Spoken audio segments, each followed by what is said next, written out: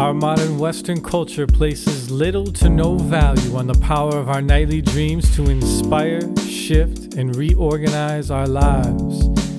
This podcast demands a deep reconsideration of the role dreams play on our path to a more vital and meaningful life. The following is living proof of the life-affirming power of dreams to affect change and redirect the trajectory of our inner and outer lives. These are the dreams that shape us.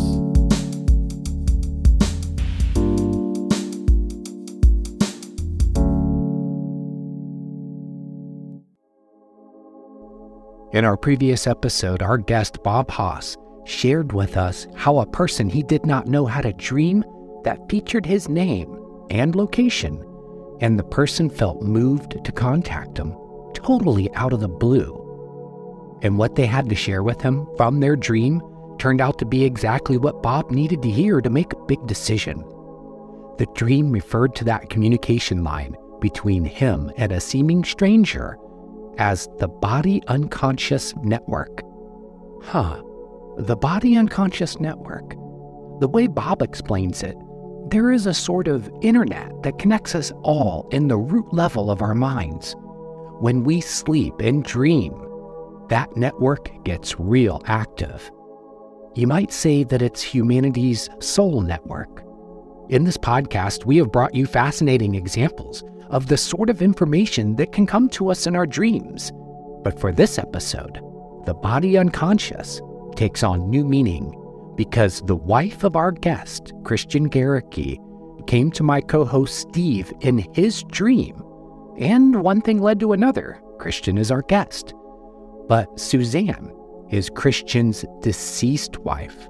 She's the one who came to Steve in his dream, and she was unknown to him at the time.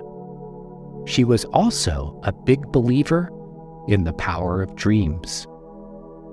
Now, we don't know if it was her spirit or what that led us to Christian, but once you hear his story, we think you'll agree. There's good reason why something in the dream world wanted him on our show. I'm Jason DeBoard, and I'll return after the interview with final thoughts for you. Enjoy. Good morning, everybody, and welcome to another episode of the Dreams That Shape Us podcast. I'm Steve Ernenwine, and I'm here with my colleague, Christian Garricky. So welcome. Thank you so much for being here today with me. I'm glad to be here. Awesome. So we have a pretty close to the chest story for you today. We're going to be speaking about a dream that Christian received the day before his wife had passed away. We're coming up on the anniversary of it, right?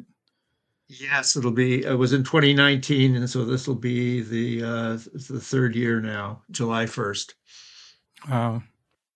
Yeah, I was just thinking about that the other day. I thought it was pretty synchronous that this was finally able to kind of work out now. So I hope that honors her and honors you in some way. Thank you. So yeah, we're going to explore this really sweet and tender dream that he had, and talk a lot about, I think, the relationship that one of the aspects of the dreams has with death, and we're going to just see how this story unfolds. So I actually reached out to Christian because of a dream that I had last fall. I had been considering reaching out to him to get him on the podcast because he's a very active member of the IASD Facebook group, and we've had quite a few discussions back and forth here and there over the last few years, and I've always just appreciated your contribution to dreams and to conversation on the Facebook platform that IASD has. And so I've been mulling over contacting you for a couple months, but we had a bunch of interviews already in place, and I don't like getting too far ahead of myself. Otherwise, I get all stressed out with how many interviews I have on my plate. But yeah, then I had a dream. I didn't even write this down because it was such a short clip of a dream, but I I feel like I remember just being outside in this space, and I don't remember if somebody came up to me and said the name. It was either Susan or Suzanne Garricky, uh, but I can't remember exactly how it was said now because I didn't write it down. And but I almost feel like it was Susan, but I could have just misheard it in the dream. And that's when I had you had commented on a random Facebook post that I had put up, and I was like, oh yeah, by the way, actually, I had this dream, and I don't know if this name means anything to you, but yeah. Then I find out that your late wife's name was Suzanne, and it almost felt like to me that something or someone was trying to get me to finally pull the trigger on getting you to share a story. So I was that's just why we're here. astounded when you made that comment about the dream. That was just amazing to hear. Yeah, yeah. It was just. I'm like, I wonder if this name means anything to him, and then yeah, sure enough, like it was your Uh-huh, wife's name. uh-huh. It's just Yeah, wild. it really feels like one of the things that only happen in the dream world, where there's connections that occur through modes that we have no comprehension of, but it's incredibly meaningful. Yeah, I totally agree with that. Yeah, it. Anytime that I think like I have any understanding of like the mechanics of how the dreams work, it's just like I hear a story about something like kind of similar to this, where it's just like, well, how do you explain that? Uh, uh-huh. It's just Yeah. like, yeah, I go ahead. feel I have a fairly clear understanding of much of how dreaming works. And then there is an enormous amount where I just am puzzled by what's going on. I acknowledge that it happens. Various communications through time and space, but I have no idea how that goes on. But it clearly does, even though a good chunk of dreaming I think I grasp, but there's just an enormous part that I'm just don't understand, and I don't think anybody else does either. Yeah, I agree. Yeah. Seems like a lot of people have some pretty solid ideas about what it means, but I just feel like if you're being true to honoring the dream, it is constantly just throwing it back in your face that there's no way you can ever pin it down. I completely agree. I find that those that have a one explanation of what dreams do or don't do, or we don't even dream, or they are totally meaningless, the diversity that occurs in dreams, the multi levels of meaning, suggests to me that there's many aspects and causes and purposes of dreaming, and to be on just one track, I think is the wrong track. Hmm. Yeah, I'm right there with you, man. All right. So I think to begin, I was just going to ask you if you could share with us a little bit about Suzanne and give us an idea of who she was. And I don't know if you wanted to tell us a little bit about how you guys met. And I know you had said you were together for about 40 years. Correct. That's a whole lot of life together. Yes, yes, it is. So I just wanted to open up a little bit of a space for you to talk about her and share a little Okay, bit about her. thank you. Um, I met I met Suzanne when I was an undergraduate in anthropology at Sonoma State University, and we were both anthropology students. And gosh, that must have been 1977 or so that we met, maybe early '78 at the latest. And we both went on to careers in what a field called cultural resources management, and we both did graduate work at Sonoma State in anthropology, cultural resources management, and we often worked together. We were both in the same fields, and probably some of the best experiences I had was when she and I had our own small consulting firm. She was an incredible writer. She controlled the English language, and not surprisingly, she was the editor for the Anthropological Study Center, where we spent much of our career at. And we both did archaeology, through history, ethnography throughout California. And a real interesting aspect of our relationship was that when I first met her, she had stopped doing this, but she had kept a dream journal for years and years, and she'd been very interested. And she had this huge journal, and she'd actually completely indexed it. And it was just kind of astounding. And and I had no interest in dreams whatsoever at that time. Oh I wow. thought, dreams, blah, blah, blah. I wasn't a dreamer. I don't recall dreams. And then many years later, all of a sudden, I became avidly interested in dreaming.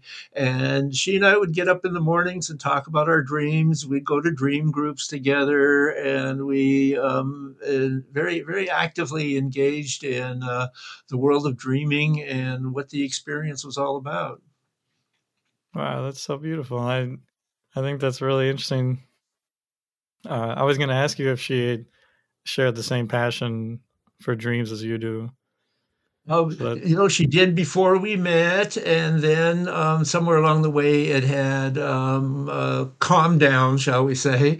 And then towards the last, oh my God, when did about 15 years ago, I started getting interested in dreams, and once I did, she became back, revived her interest in dreams, and we very actively went to dream groups, dream workshops, the ISD. We did a lot of Jeremy Taylor things together. And it was just nice. really just enjoyable and amazing to have somebody that you can get up with in the morning and say, I had this dream last night. What do you think? And I'm doing that with my current partner too. And it's just fantastic to be able to do that, to share those dreams. No, I bet that's really cool. Yeah, my partner isn't as hardcore into them as I am, but she loves sharing them with me when she has them. And Mm-hmm. same with my son now that he's 5.5 now. He's able to communicate uh, what he's experiencing in his dreams better than he had been before, and that's that's really cool to be able to start to have more of a dialogue with him about his dreams in that way too. So yeah, That's that's absolutely amazing. dynamite. Yeah. I'm so glad that it stoked the fire back in her too when you started getting into him. That's got to be really Mm-hmm. cool. Mm-hmm. So to move forward from there, do you want to talk a little bit about the Parkinson's that she was dealing with and leading up to the time around when she passed? Yeah, well, Parkinson's is a very long-term, devastating disease, and the early hints of it as much as like 20 years ago, and then about 10 years before she passed, she started getting increasingly degenerative, both in physical and mental capabilities, and it eventually leads to where you don't have any control over your body, and you're in a state of dementia where you're fairly well doing massive hallucination and having to be taken care of all the time. It's really it's really quite a struggle all around, and we did the best we could. We really hung in there with it and tried to make life as good as we possibly could. And by the time she passed, it was probably a relief for both of us. Yeah. Yeah, my boss, his father passed, I think 2 years ago. The same thing, Uh-huh. and we have like a very interesting boss-employee relationship where I did a lot of work helping out his family during that time, and he would ask me to go over, and he would say something like, "Dad fell. Can you go and I'm not around. Can you go and help get him back up in his chair?" And so there were things like that. So I kind of have a pretty vivid understanding of what that really looks like in a day-to-day situation. So yeah, it's really kind of sad to see over time. And I only had a few years with him of experiencing what that was like, and I would ask stories about what he was like before, and it's just like, man, to see him like this now was really sad to see. But yeah, he Yes, it is. It's very sad to see an incredibly bright mind and physically active person slowly fade away. And our journey was greatly helped by incredibly understanding neighbors, relatives, and friends who helped us out quite a bit. And it made a real difference in easing the difficulties of it. yeah, I bet.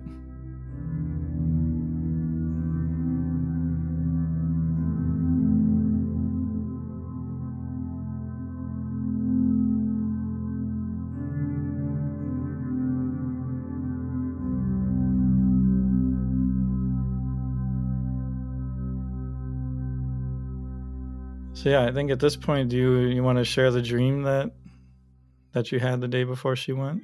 Uh, yeah, I'd be glad to. Um, I'd like to mention just a touch of background to the dream. Yeah, please do. Um, my I did graduate work in anthropology, and then once I became interested in doing dreams, I wanted to go. However, one goes as a professional in the world of working with dreams. I wanted to write, I wanted to research, teach, and I've been doing all of those things. So, my going to graduate school in psychology uh, did accomplish what I was seeking to do. And as one of the requirements of the graduate work, we had a choice of doing a project, a thesis, or a journal article. And I decided that I wanted to do a journal article, and it was on the theme of animals in our dreams. And I have since graduated and I've written the article. It was strictly for school, but it was for the Animals and Society Journal. We had to follow their format.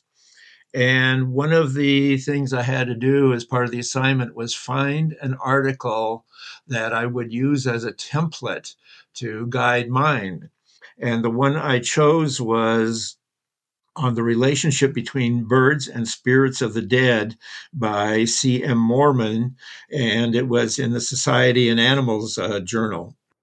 So I had read this background about birds and relationship to death, and there's one. It's an archetype. It's around the world, and it's a very common experience that people have birds visiting them before dying, or birds visiting people close to them. And in this case, I had a bird visit me, and here's the dream. This was either the night before Suzanne passed or the very morning of Suzanne's passing. The dream is, quote, I see a large bird with its back to me and its wings spread out, as if preparing to fly away from me. The bird is in the left of my field of vision. Later, I see several horses all facing left, looking in the direction of where the bird would have been. End of dream. Hmm. And then I do have some comments on that dream if you'd be up for them. Yeah, please let's look at it. Okay. So I keep I keep an extensive dream journal, and in the journal I noted as part of this dream I said that the bird representing spirit flying into the heavens seems pretty clear to me, and the away from me is my losing Suzanne. Mm-hmm. Also, Suzanne and I are real fans of watching birds and have often oohed and awed over egrets and herons, big birds. I think it was probably a great blue heron that the bird was in my dream, but I really don't know. One of our favorite walks was to go out to the Petaluma bioponds and Schollenberger Park with all their bird life. Interestingly enough, on our last walk, well, I pushed her in a transport chair. We counted 24 swans. Have never seen even close to that number out there before. And swans have a variety of symbolic connection to death. Hmm. A day or two before this dream, our niece visited us in the hospital, and she left me with a lovely bookmark that depicts a colorful herd of horses galloping to the left with the words, always run in the direction of your dreams. And that's, I think, where the horses in my dreams came from. They're all facing left and looking at where the bird would have been. Yeah, definitely. So those are some comments I made to myself as after I had the dream. Yeah, I think that all just feels so spot on. Um, yeah, I mean, the imagery of watching the big bird spread its wings and fly away from you is like that's that's pretty potent stuff. And it was a very moving dream. I was both impressed by it. I was very taken by it. It was really incredibly sensitive, and somehow it felt very comforting and reassuring. I really felt a comfort out of that dream. Yeah. Yeah, I think dreams have a really special way of doing that where it I mean, the loss of your wife is obviously a very incredibly emotionally hard thing to bear, but for the dream to so tenderly give an image of, I mean, it probably is still a hard image to experience, but there is like a richness in it, and there's a sweetness there as well that I think helps definitely with the comfort factor for sure.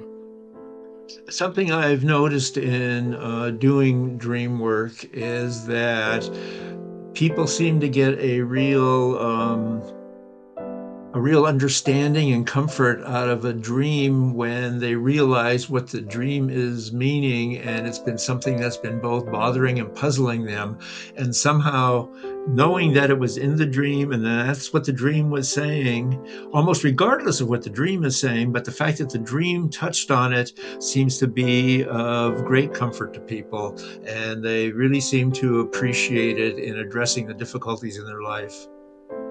Yeah, I definitely agree with that. Yeah, it seems like I was actually just listening to an episode that Catherine Bell just did on her radio show. I don't remember what the woman's name was. It was the most recent one, and Catherine had asked her, you know, why do we find so much comfort in some of these hard images and dreams? And I think the woman said something like, well, they tell us the truth. Uh-huh. And there's something even in hard dreams that is so comforting about receiving like actual truth about the situation. And so here we have like, this is the truth of the situation. Like, she is leaving, but the fact that it's able to present it to you in a way that's deeply meaningful to you. I mean, this is touching base on not only the information that you already know about birds in the afterlife, but bird watching was something that you two really enjoyed, and it's making it very personal for you.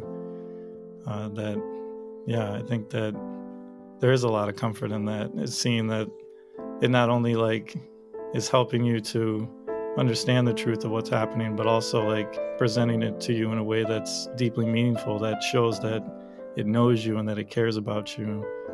And I think that's really kind of sweet.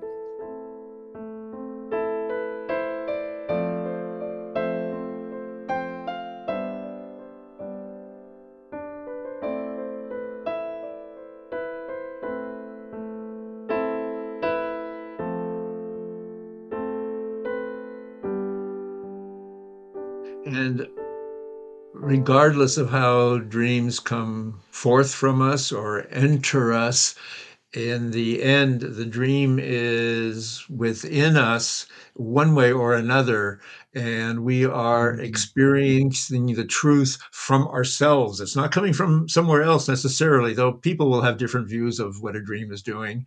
But I find that the truth is coming from me, and it is my own grappling and understanding of the world that I'm dealing with. I'm not having to listen to somebody else tell me how I think the world should be or what is going on. I'm coming to the Yes. truth through my own mode, my own self. Yes. Yes.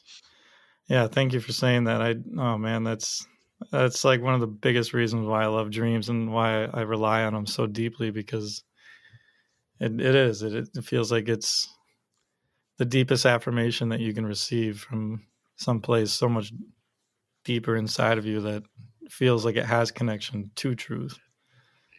Yeah. Absolutely. And it has, depending on a dream affects everybody differently. We all have our different experiences with dreams. My current partner, Ellery, she has a dream that tells her to do something with her life. She does it. That's all there is to it. She does it, and it's just astounding to see. I have a real different experience.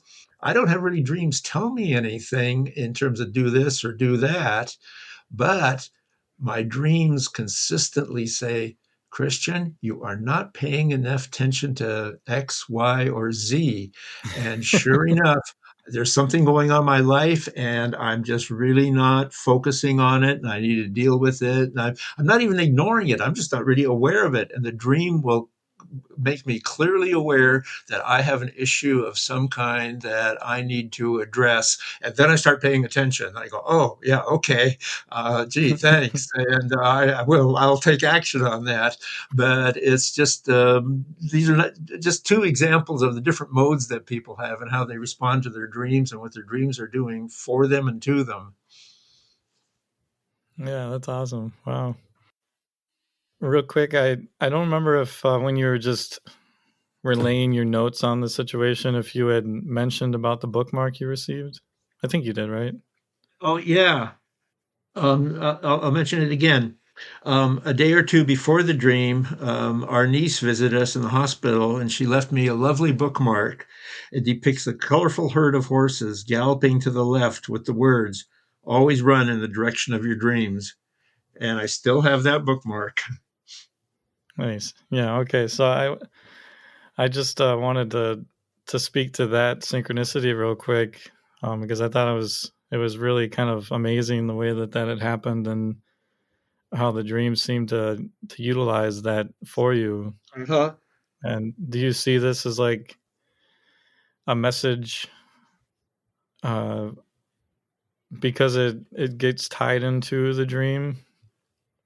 Uh, do you feel like the dream used that, and maybe in some other worldly way, Suzanne wanted that to be part of the dream for you, You as know, a message from her to you? that could very well be. I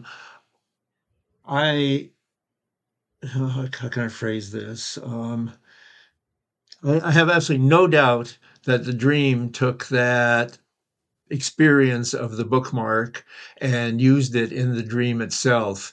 And one of the things that I did for the last, 2.5 to 3 weeks of her life, Suzanne was basically in a coma and was not cognizant of what was going on around the world. But I told her everything that was going on. I would talk at length about what was going on in the world and what was happening. And I approached it in the sense of, I don't know if you can understand me or not, but I suspect somewhere inside there, you're hearing me. And so I would have told her about the bookmark, about our niece visiting. I would have read the bookmark to her, described it to her, and I wouldn't be surprised in the slightest that somehow we connected on whatever realm we connected in these kinds of things. And it was part of the dream, coming both from the bookmark as day residue, but also coming from Suzanne thinking about it. And the horses, to me, we all have different ideas of what things mean in dreams, what the Mm-hmm. symbols are. But the horses for me are usually high energy in the sense of a pun on the word horsepower. And so take the energies we have and use them to pursue our dreams, whether they're in this world or some other world. Yeah, I like that. Yeah, I mean, looking at it when I was getting ready for the interview, I just thought that phrase was just so beautiful. Like, always run in the direction of your dreams, and it just, especially after just now hearing that she was pretty active with dreaming, Hmm. really enjoyed it. Also, uh, to me, it was like, most people might read that as like the cliche of like, running the, chase your dreams.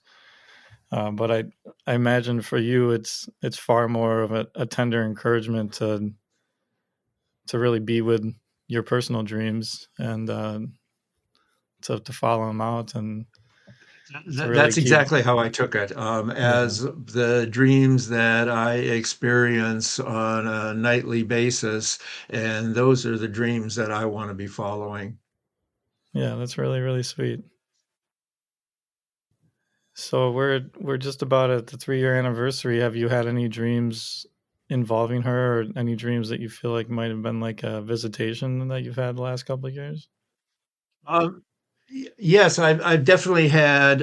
Gosh, I'd have to go back through my dream journal, but I've definitely had dreams over time that were clearly Suzanne in the dream. I don't think they were visitation dreams, though I wouldn't say that they weren't visitation dreams, but it just didn't really feel that way. But it was clearly Suzanne in the dreams, and I think a lot of it had to do with my coming to an understanding that she really had passed on, and that I needed to move on somewhere along the way, but that she was also still deep within me, and that it was going to be.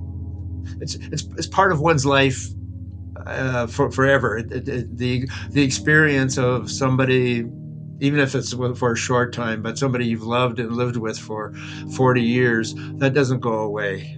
That's Yeah, just there, and it's going to be undoubtedly coming up in my dreams, and it has several times. And it's not happening much anymore, but I have somewhat moved on. I do have a new relationship. Life continues, and that's a feeling that I also got from that dream I had with the bird about the horses. That the horses represent a life, a vitality, and one needs to keep on going. One just can't stop, and just because a part of life has gone away, one still needs to keep on going. yeah, definitely. Yeah, I think one of the things that I came across recently about grief was that it's not something that you just get over. It's something that you have to make room for. I mean, you can push that that away if you really want to. I don't know to what end, but if you're willing to sit with your grief in that way, that you make room for it and it becomes a living experience for you, then I almost feel like, I don't know, a lot of people think, well, if I grieve the loss of my loved one, then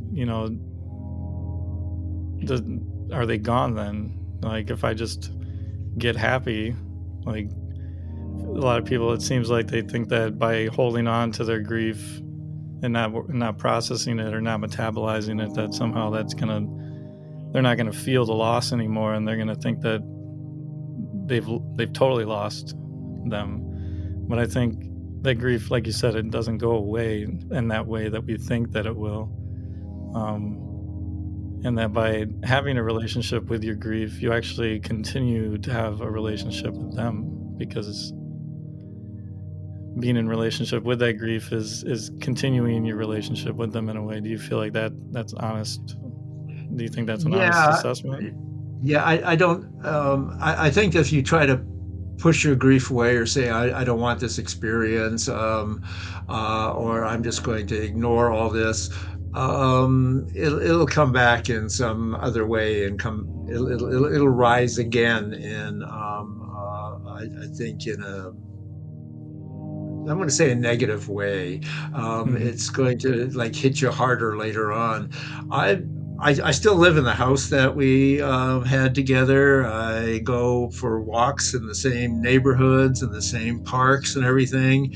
And it is just so common for me to go, oh, yeah, I remember walking with Suzanne here. This was such a nice place for us to go walk our dog together. Or this was such a great place to go see birds and things like that. And I just sort of live with that, acknowledge it, and go on. And I kind of reflect on what those really positive experiences were and how nice it was to have that in my life. Yeah, that's really sweet.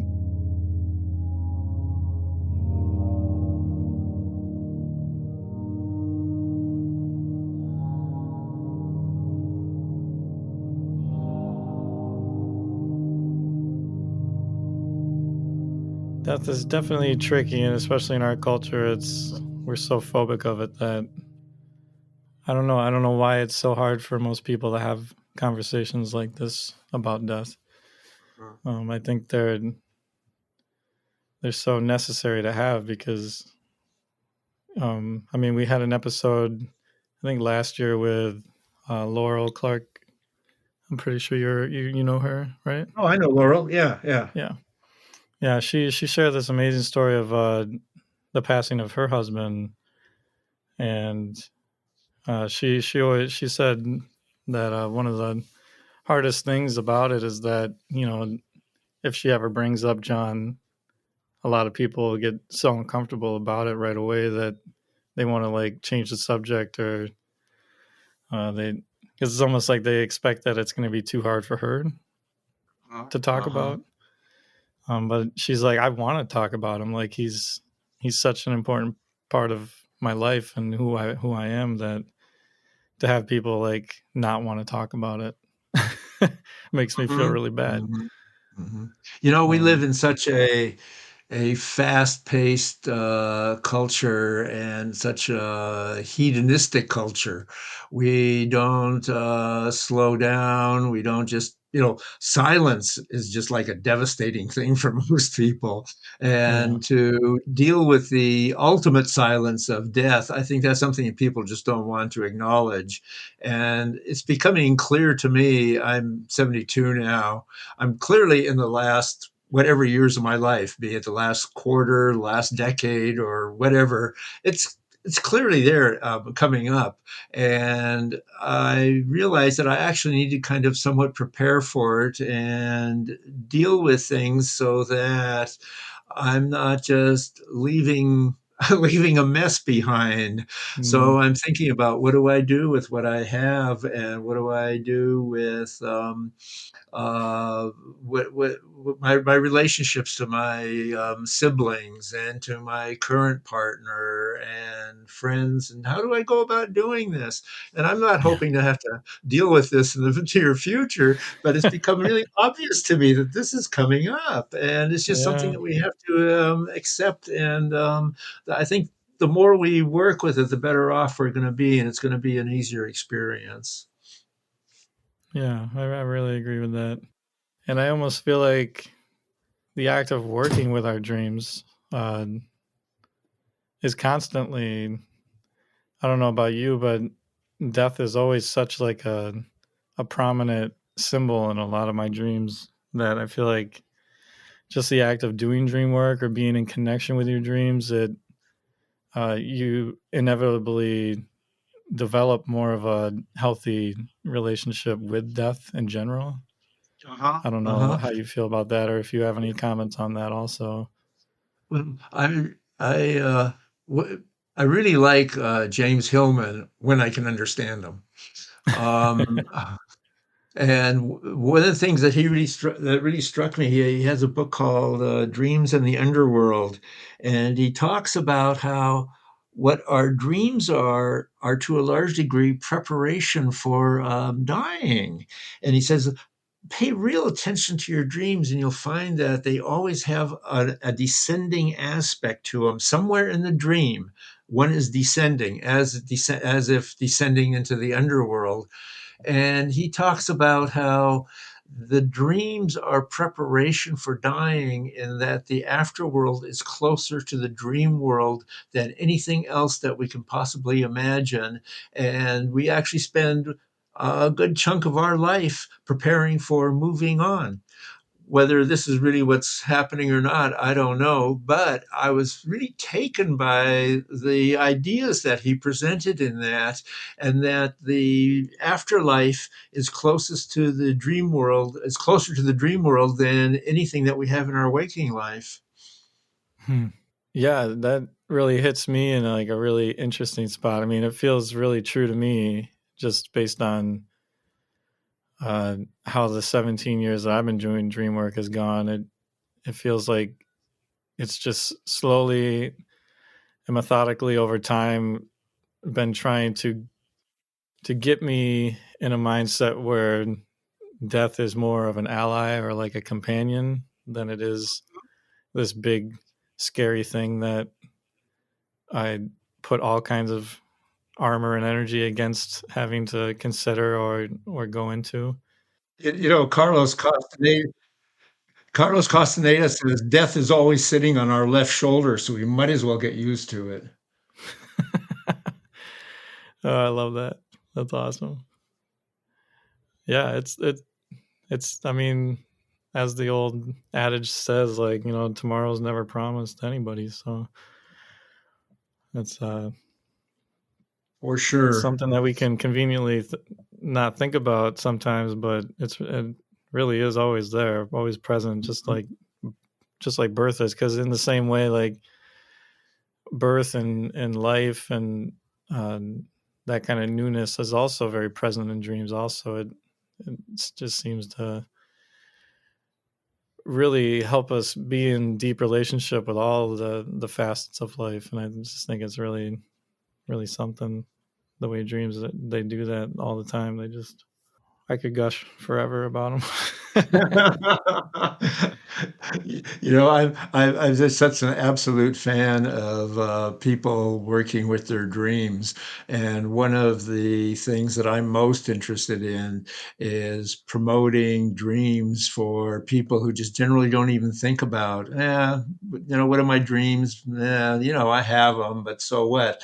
But anytime a neighbor or a friend says, hey, I had this dream. What do you think it means? I'm immediately willing to jump in and Yeah. work with them in whatever way they want to discuss a dream. So I do it. I do it through my Facebook activity and various friends, both strictly Facebook friends and in physical life friends. I'm very responsive to that. But also, I've had like neighbors come and say, I know you're interested in dreams. Could you recommend a book? And I had this dream Mhm. the other night. What do you, I just got a call from a really good friend who said, hey, I really need to talk about this dream I had now. He's a psychologist, and so he's really into dreams also. But I just immediately, yes, let's talk about it. If somebody wants to talk about a dream and wants to understand them, I'm there to help and try to do my best for that person to understand their dream, not for me to interpret it or for me to understand it, but for them to grasp what the dream is about.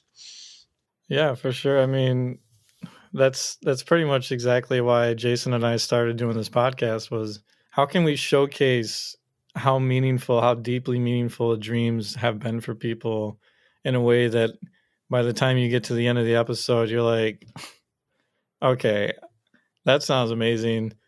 I can't believe like how powerful or beautiful or moving or transformative or whatever the word is that you could associate with that particular story.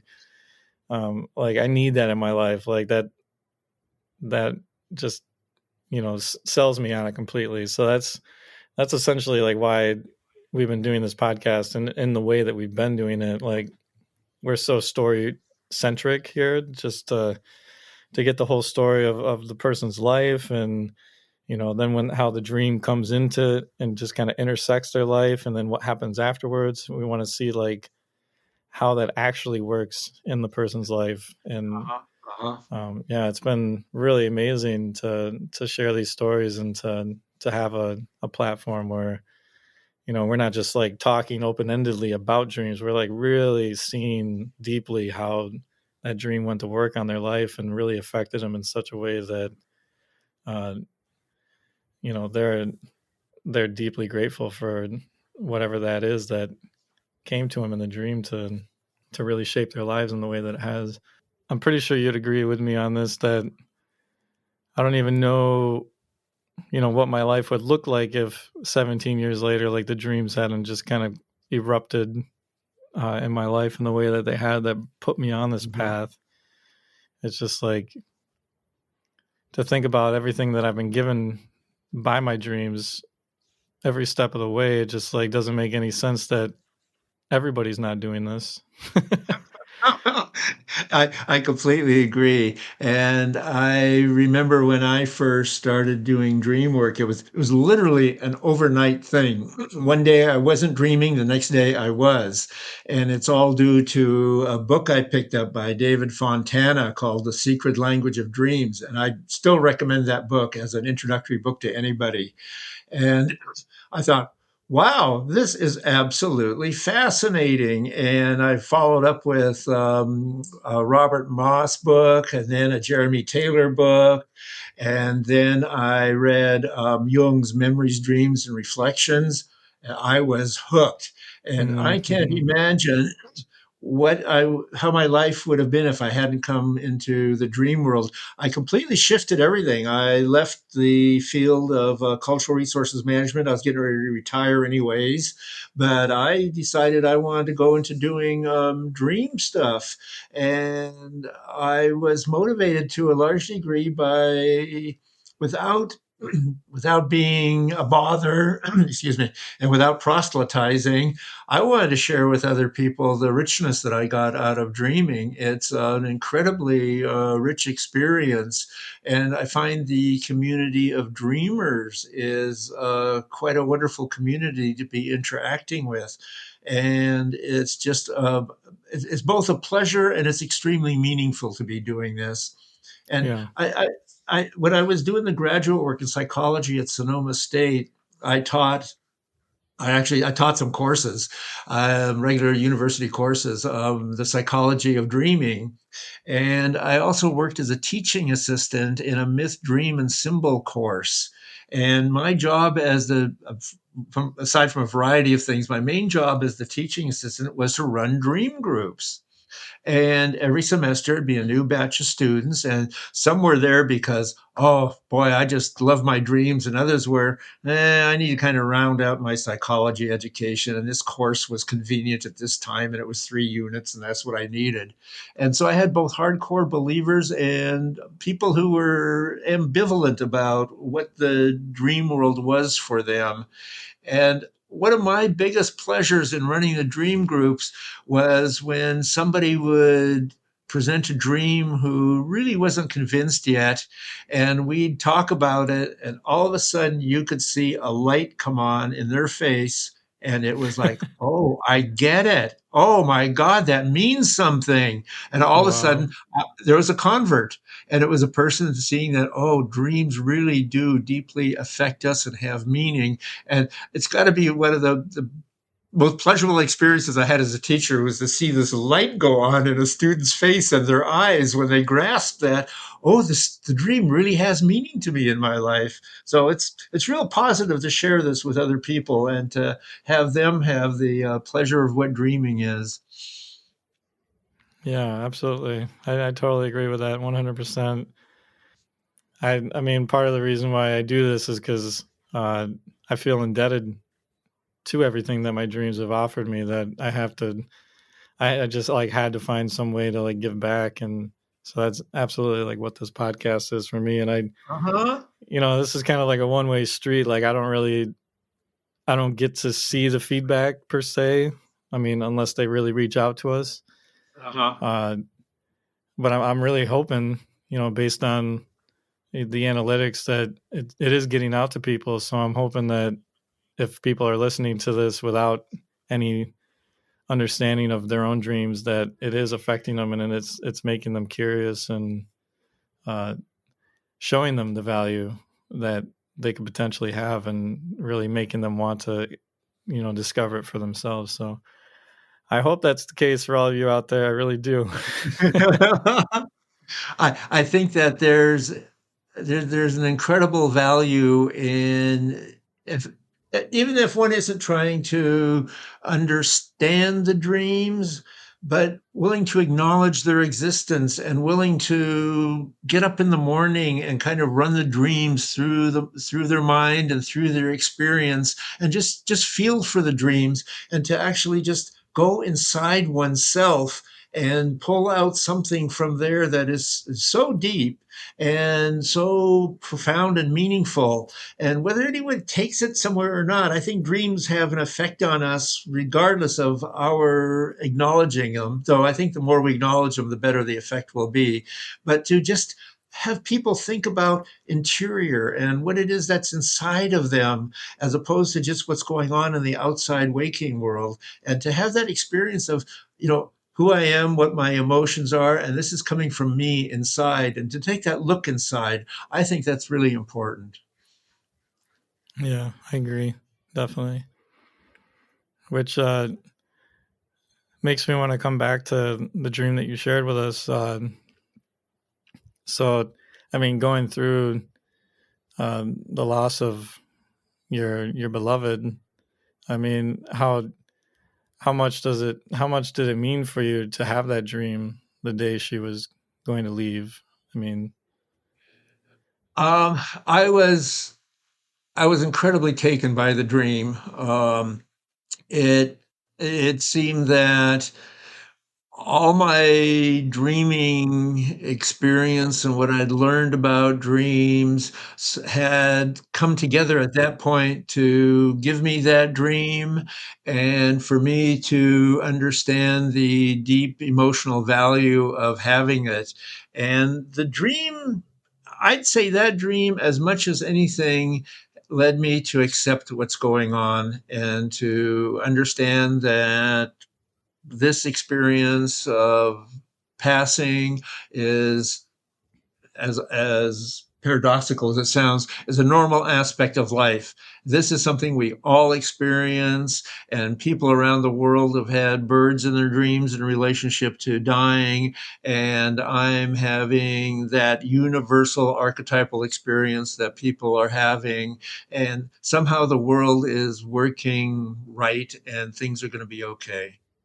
yeah, I would just assume. I mean, if it was my dream and it was my life and my experience, I just feel like I would be so deeply comforted that you know I wasn't feeling like I was going through it alone. Like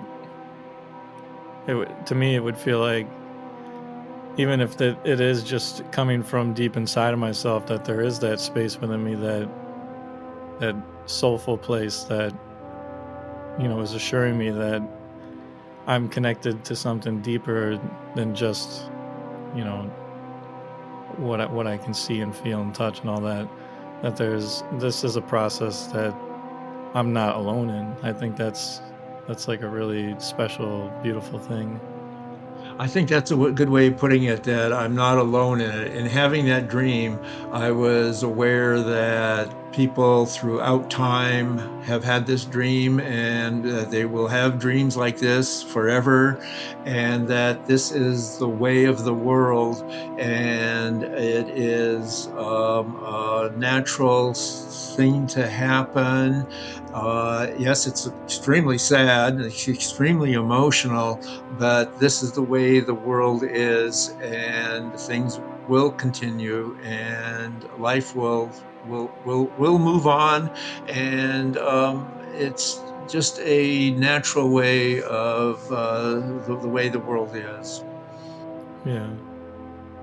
So I just wanted to stop this for a second and to really explore what it was that I was really trying to say, because I don't feel like I quite said it as well as I wanted to. So when I spoke about how beautiful it is to feel like our dreams come to us and allow us to not have to feel alone, what specifically I was trying to speak to there that I don't think that I communicated very well was that in these big moments in our lives, whether it be the loss of our loved one, or whether it be going through puberty, or having big breakthroughs in our life that largely go unnoticed by other people, there are so many beautiful ways that dreams are with us in these moments that are largely uncelebrated or largely unnoticed, or in Christian's case, our society doesn't really know how to be with people who are bereaving the loss of their loved one. And so in these moments we tend to feel really alone. So this isn't just in sad cases, but like I was saying, in cases where you're having big breakthroughs, or there are things to congratulate you on that you have done or overcome in your life, that the dream is there for you to pat you on the back or to give you a hug. And I think it's so beautiful to know that whatever that wisdom is, whatever that deep heart, whatever that deep soul is that is behind the dream, is always there with us. And it offers us these gorgeous, beautiful, truly meaningful dreams that assure us that we're not in this alone. That there is this part of us, or this greater soul of life, that is there with us, that sees us in it, and is coming close to commune with us in these moments, to either comfort us, to offer us solace, or to congratulate us, and to celebrate us for how beautiful we are, or to remind us of how beautiful we are.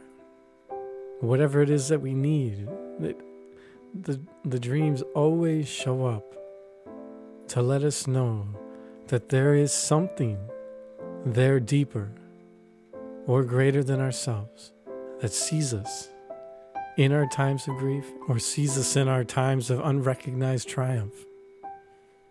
The world can't celebrate all of our little victories, but our dreams can. And this is one of the most beautiful aspects of dreaming to me, is that they are there with us.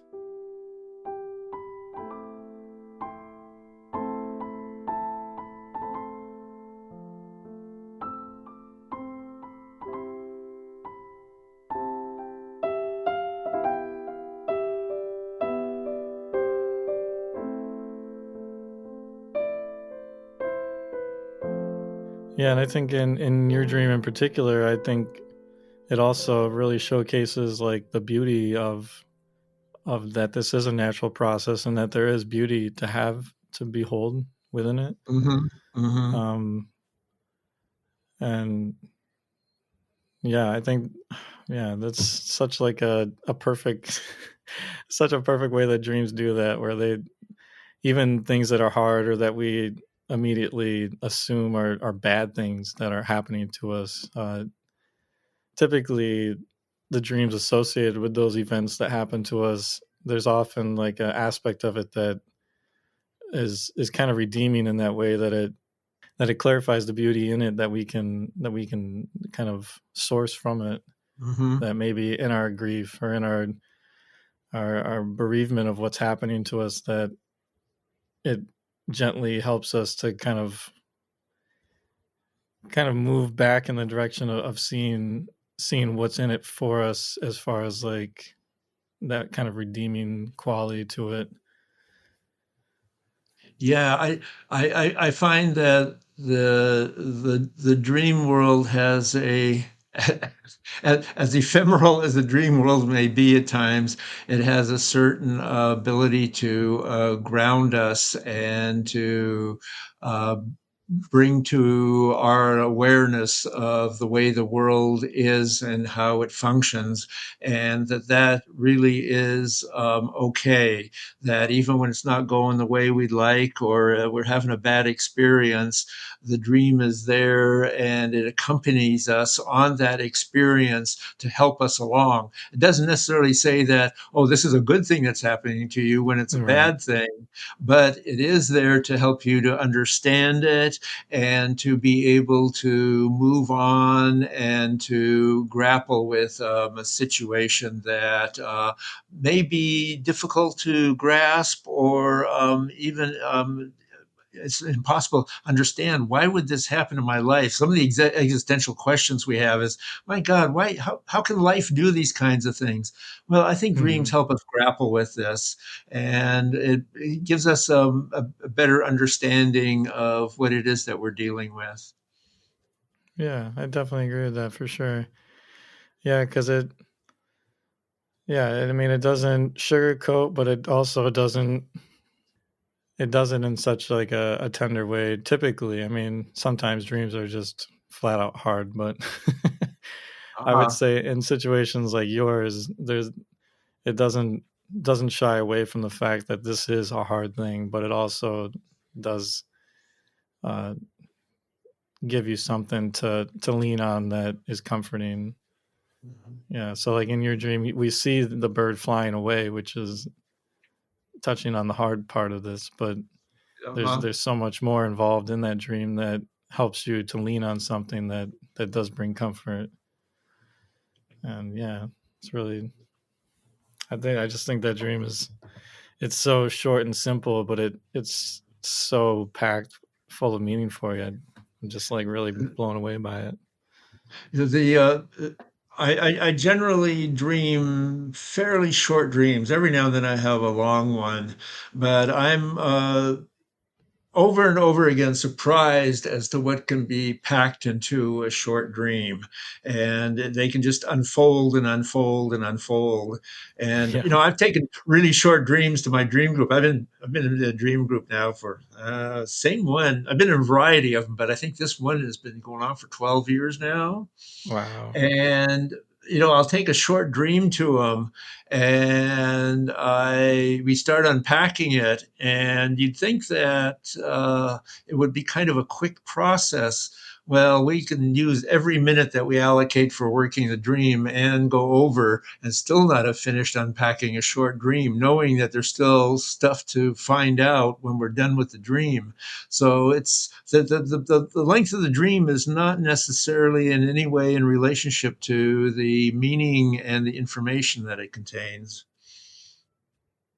Yeah, I definitely agree with that. Sometimes I feel like the longer dreams that I have, because sometimes I have these like really sprawling ones, and it almost seems like those are the harder ones to even understand because it's almost like, all right, well, there's a bunch of narratives happening here that don't seem to like Uh-huh. Uh-huh. work too well together, and it almost seems like the dream eventually like implodes on itself, and it's really hard to like uh, be able to pull anything sufficient out of it because there's just like way too much to even begin to know how to look at it. I think it can be hard to find a focus in a dream like that. And I Right. find that taking those kinds of dreams on a scene by scene basis is Mm, makes it a lot easier to grasp what's going on. yeah. Yeah, really. That's definitely the thing. um, well, let's see. I was going to ask you if you had any final things that you would like to say in regards to Suzanne or the dream in particular about how we kind of just went into that a little bit just a moment ago, but if there was some way that you wanted to just put a bow on top and Uh-huh. Well, I find whenever the dream comes up, and it comes up every now and then, I'm just taken by it as to what an absolutely wonderful dream it is.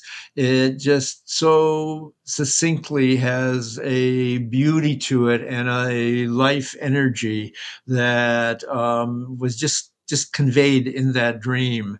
And it's definitely one of my most memorable dreams. And I'm just always impressed by what a wonderful dream it is. yeah. Well, I just think it's so fascinating that I've been wanting my dreams to like help inform the podcast, and so this was like one of the first real ways that happened.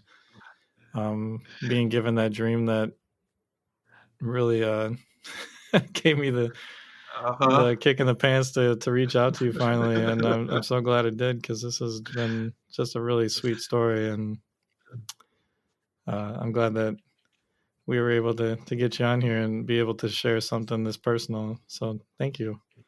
Yes, I'm really glad to share this with you. And I'm also glad to just be able to have a nice conversation with you. Yeah, I know it's been quite a few years that we've been kind of passing each other in the halls, so to speak. Yes, absolutely. Oh, that's funny. Well, yeah, well, thank you again so much for sharing the story and for sharing the life of Suzanne and your dream. I really appreciate you being here. And yeah, just a big thank you from Jason and I. Well, you're most welcome, and I really enjoyed doing this, and I look forward to when I see you on Facebook. Oh, I'd like to make a plug for my page on Facebook, the Yeah, please California do. Dreaming. Yeah, the California Dreaming page. There's all kinds of California Dreamings, but mine is strictly about dreams and related things. And anybody that wants to hunt up California Dreaming or hunt up my name, Christian Gericke, Gerike, is welcome to do so on Facebook. And I'd love to have people join in on California Dreaming. Yep, it's a great group. A lot of awesome conversations happen on there. I'm a part of the group, and I need to be more visible in that group, I think. But I always appreciate reading the posts when I see them come across my feed. Your comments are absolutely welcome, and I try to post regularly. I have quite a few different pages, actually, IASD, California Dreaming, and some others. And what I seek is not so much what I've got to say, but people's responses to what my posts are. And it does lead to some very interesting conversations. And it's this stuff can be a lot of fun. And that's one of the ways I like to pursue it. There's a lot of meaning to it, and it can be profoundly deep and emotional, but it can also just be a lot of fun to do.